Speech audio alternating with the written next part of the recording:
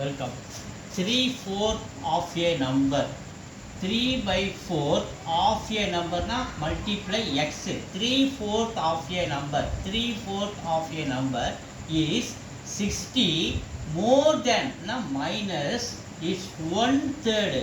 1/3 of a number is 60. So மறுபடியும் படிக்கிறேன்.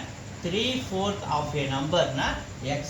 3/4 into x minus more than na minus இதை விட இது பெருசு, அதனால minus 1/3 of a number is 60. இதான் இந்த நம்பர் இஸ் கவனிங்க. மேலே 3x/4 பை இது x/3 is equal to 60. LCM எடுக்கிறோம். 4 காமன் நம்பர்னால 4 into 3 12. எல்சிஎம் கிளாஸ் மல்டிபிள் பண்ணுங்கள். 3 into 3 9x மைனஸ் இது 4x கிளாஸ் மல்டிபிள் பண்ணால் இஸ் ஈக்குவல் டு 60.